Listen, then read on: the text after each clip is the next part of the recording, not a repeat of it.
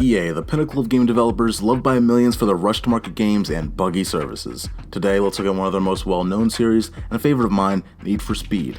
Featuring fast cars and epic point-to-point racing, this series has captured more than a few subgenres in the racing landscape, and some of their titles are thought of as the most iconic in gaming history. This top 5 covers the most significant games in the Need for Speed franchise. At number 5, it's Need for Speed Hot Pursuit 2010. At the start of the decade, it was clear Need for Speed was in a bit of an identity crisis. As illegal street racing games had spent years gaining series traction, and more recent titles bent less on arcade racing and more toward light simulation, there was a question as to what Need for Speed actually was. What happened to the Need for Speed I knew before? One with sunny skies, winding roads, fast cars, and incredible pursuits. When it was revealed to the world that Criterion Games was rebooting the iconic Hot Pursuit brand, millions of fans burst with excitement, buying millions of copies, and the game got the same high acclaim from reviewers. This wasn't the Need for Speed from Underground, no customization of performance or exterior modifications, and this wasn't the Need for Speed from Pro Street or Shift. No, this was the Need for Speed we hadn't seen in nearly 9 years. Supercar pinned against supercar with police waiting at every corner for someone to break the speed limit. This massive open world take on the series felt exactly like what a modern interpretation of the Hot Pursuit franchise would have been. In my eyes, this is Hot Pursuit 3. At number 4, Need for Speed Shift. If you're a die-hard enthusiast of the franchise, you're probably questioning why Shift, a game that has little to no basis in the original Need for Speed form of Hot Pursuit or the urban underground style, had even gotten a spot. Well, sometimes it's the result of a developer's strengths, and Shift is a perfect example of this. Slightly Mad Studios shook up the series and built a light racing sim that brought the brand back to acclaim, as Need for Speed Shift was rated higher than all 5 Need for Speed titles previously released. The title had such a following, EA actually wanted to spin off Shift into its own series, but after Shift 2, Slightly Mad left EA and delved even deeper into simulation, making Project Cars in 2015. Shift opened up the Need for Speed series to a completely new fanbase, and, if it had gone EA's way, would have been another racing franchise. Number 3. Need for Speed Most Wanted. How do you continue to build off the urban street racing style of Underground while incorporating the substantive style of Hot Pursuit? Need for Speed Most Wanted is your answer. Starting with the benchmark Need for Speed on 7th gen consoles, Most Wanted's open world felt like a real city with a variety of environments and a police presence that was substantially more accurate than prior titles.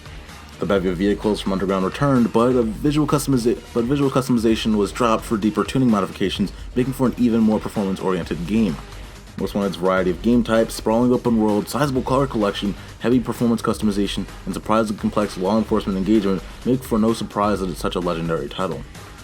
At number 2 is Need for Speed Hot Pursuit 2. 3 games in, and Need for Speed had made a solid stake in the arcade racing genre. As new console generation arrived, the series had to set a bar, and that bar, of course, is the now legendary Need for Speed Hot Pursuit 2.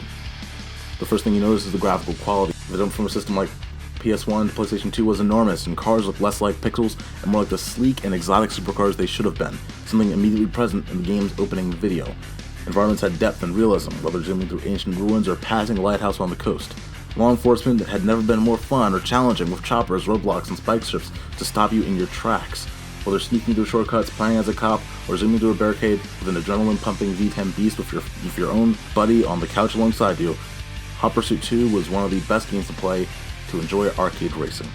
The game is so great that to this day it's thought of as the gold standard when referring to classic Need for Speed, and at number 1 is Need for Speed Underground.